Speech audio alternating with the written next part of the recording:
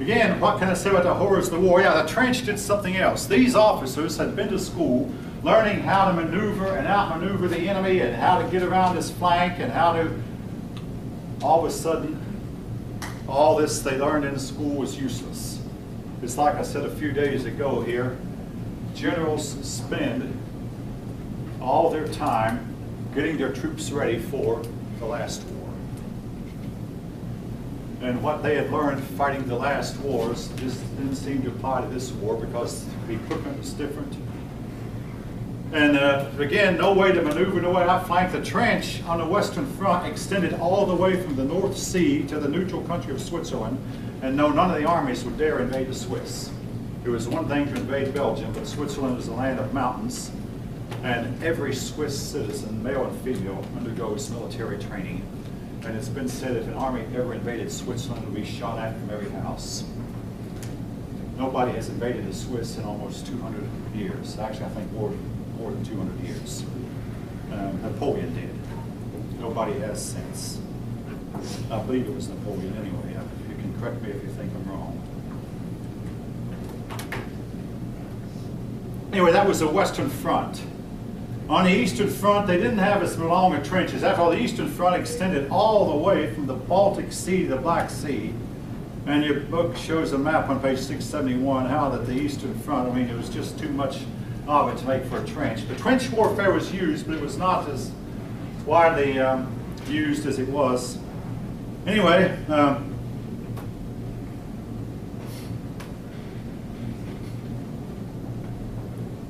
your book shows, again, the map of where the Russians actually started out winning their part of the war. Initially, Russia engaged Austria. I'm talking about the Eastern Front now. Russia engaged Austria, and Russia was winning. But then Germany came in, and the Germans halted the Russian advance, and again brought about a stalemate that was to last for, again, about 3.5 years.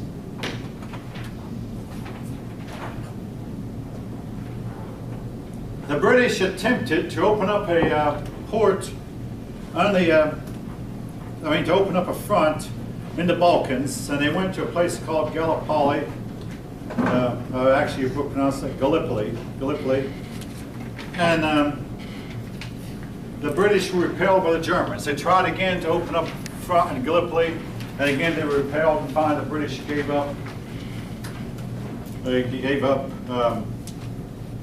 trying to open up a front at Gallipoli. But a British officer named Lawrence of Arabia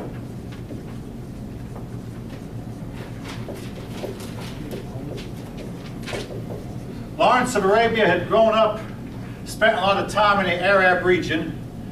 He was personally acquainted with a lot of the Arab sheiks. So during the war, he went around to the sheiks and persuaded them to rebel against the Ottoman Empire and convinced them that it was in their best interest to side with Great Britain. So the sheiks tended to rebel. Now, where this move wound up becoming really important, oil had been discovered in Arabia in 1905, and the Arabian oil fields are still producing in 1914, more than 100 years later. In other words, Arabia obviously had an extensive amount of oil. And even as long ago as 1917 and 1918, the British got control of the Arab oil fields, thanks to the efforts of Lawrence of Arabia, who persuaded the sheiks to side with Britain against the Ottoman Empire. And this helped guarantee that Germany was eventually going to run out of gas, literally, and helped greatly contribute to even as long ago as 1917, when Assad ran out of petroleum, ran out of gas. That meant their airplanes couldn't get in the air, their officers could not get around, their trucks couldn't move, their trains couldn't move, and it ultimately forced Germany into surrender.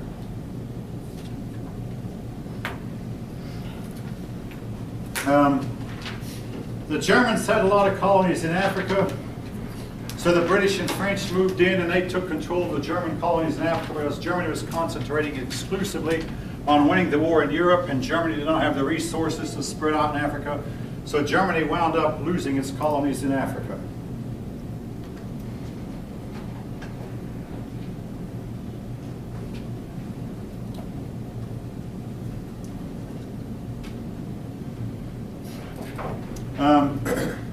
French drafted a whole bunch of Africans to help fight against the Germans in Africa, and the British did some of the same things.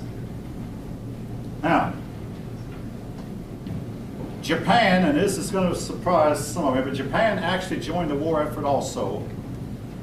On August 23rd, don't worry about the date, but in 1914, Japan saw an opportunity to take control of the German lands that Germany had in the Far East.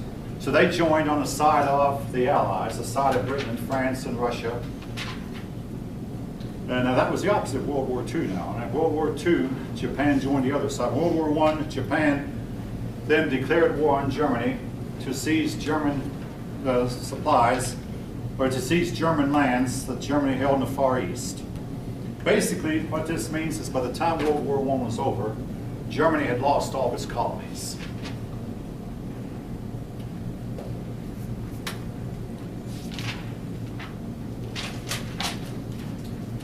Australia and New Zealand joined in with Japan. Australia, of course, and New Zealand were associated with Britain. They joined with Japan, and they took the German lands in New Guinea that Germany had captured some decades before. All right. Now, the United States.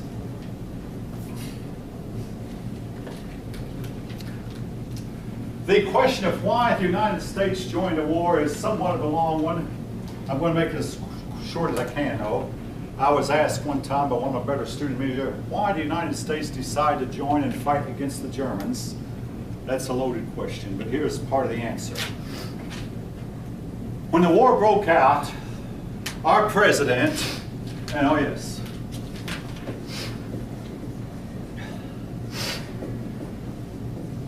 Woodrow Wilson. Now, I want to tell you, I asked a class, about 35 students, the first day of class, one time teaching this class, I asked who was President of the United States in World War I, and not one student knew the answer. But anyway, if you don't know, hey, I'm not gonna belittle you for not knowing. My job is to try to teach you. So anyway, Woodrow Wilson, he goes down in history as one of our great presidents. I'll have much more to say about him later. Do I think he was great?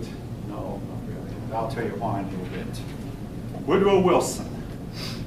Woodrow Wilson's told the country we're going to remain neutral. After all, we had a large German-American population, and a lot of Americans were part German, and a lot of Americans then were for the Germans. And of course, but on the other hand, we spoke the same language as the British, and we had democracy even as the British did. So that kind of put us on the side of the British. Well, Woodrow Wilson insisted that international law meant that the United States had the right to trade with anyone it wanted to. The problem was the United States shipping had no way it could get into Germany because the British had the greatest navy in the world. That meant the United States had to do trading almost exclusively with the British. So the Germans began using their submarines. Now they called them U-boats, short for undersea boats, or undersea boats if you speak German. They used their U-boats to sink ships that were going into Great Britain. And several ships were sunk, and a few Americans lost their lives. Well, the United States sent diplomats into Germany, and for a short time persuaded the Germans to stop sinking American shipping, and made us think that, the crisis is over, they're not sinking our shipping now. You know, sometimes these things come in waves. You get a crisis started, then it seems to die down, all of a sudden flame up again. But a ship, a very large ship called the Lusitania,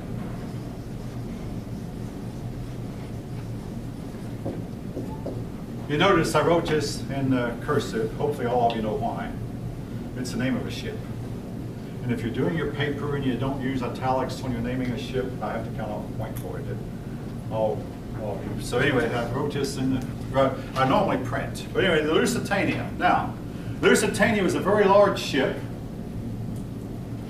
and before it left the port of New York to head for Britain, All right, there's a thing in a bureaucracy called passing the buck. I mean, when I was at Lockheed, sometimes if I had to make a decision that was bigger than myself, then I'd go to my boss and say, hey boss, what should I do about this? Sometimes my boss would go to his boss. Sometimes the decision passed up the chain of command a long way up. Well, the decision for the Lusitania to sail, because nobody wanted to take responsibility, this decision wound up being made by President Woodrow Wilson himself. Everybody passed the buck, which in this case he should have done. I mean, hey, you know, who wants to take responsibility for 1,000 people's lives? So they passed the buck, and it went all the way to President Wilson, and President Wilson gave the go-ahead for Lusitania to sail. The Lusitania was sunk by a German U-boat. And more than 100 American lives were lost. Different figures, I've seen the number 114, but anyway, it was more than 100 American lives were lost. Everybody on board was killed. The United States did not immediately declare war. We were still hoping for some kind of diplomatic solution. But now there's something else about this Lusitania I must tell you. Many years later, divers found it. You know about what I'm about to say. The British government, I mean, the divers said, let's go down and see what's in it. The British government said, halt.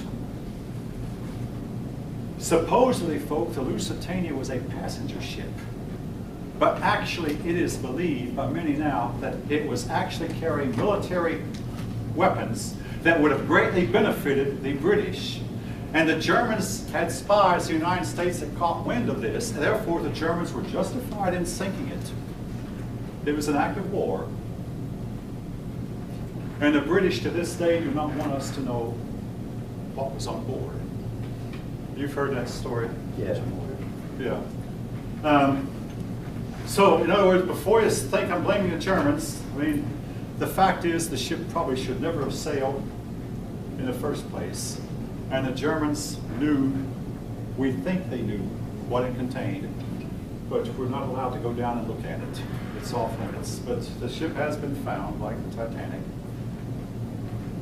And again, the United States did not yet go to war. There was another problem. The Zimmerman telegram. Your book doesn't mention this, but I'm going to. Essentially, Germany had an ambassador named Zimmerman. And Mr. Zimmerman was in contact with a Mexican ambassador, and he told the Mexican ambassador, and said, I know that the United States, that big neighbor of yours, has taken away a whole bunch of your territory, and they never know anything about American history. The United States now holds Texas, Arizona, New Mexico, and Nevada, and California, and parts of Colorado, and Utah. All this was once part of Mexico. The United States took it.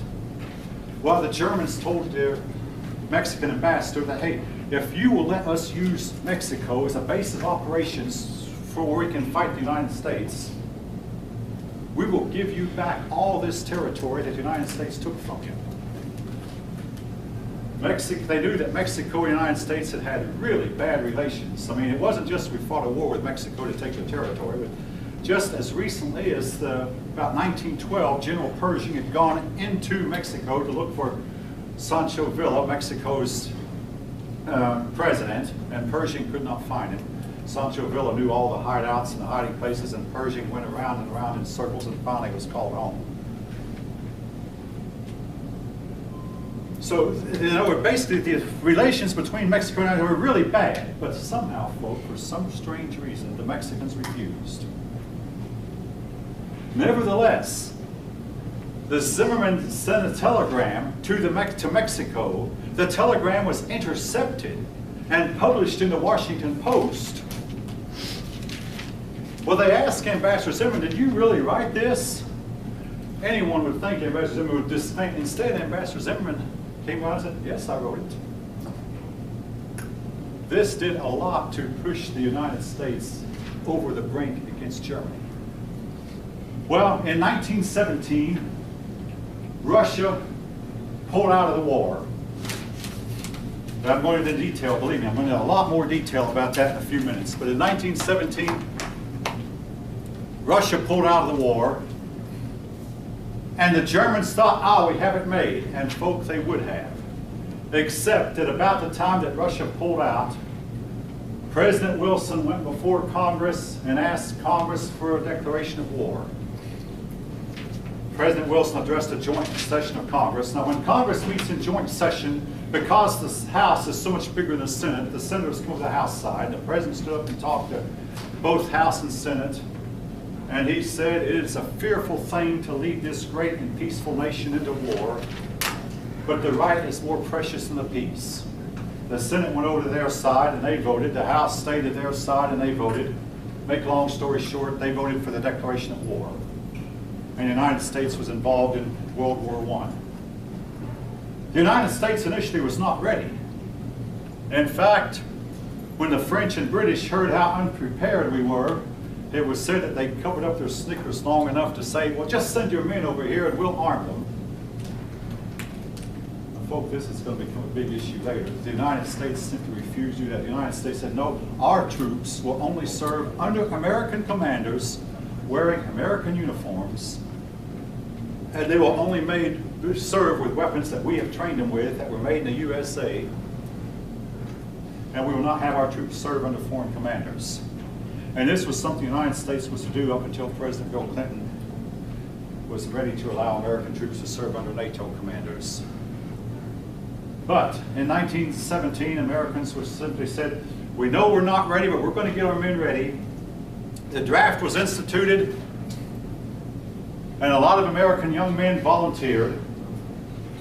I had an 8th grade teacher who said that people just, it seems like every generation, the young men will look at their older folk who went through the other wars and say, you could do it, we can too. I mean, in 1917, there were a whole lot of Civil War vets left, and a lot of Spanish-American War vets, and a lot of vets from the Indian Wars. And these younger men said, "We can do it just like you did it." Volunteered. The draft was instituted, and the United States began to train its men. Train them hard because the war in Europe was very rough.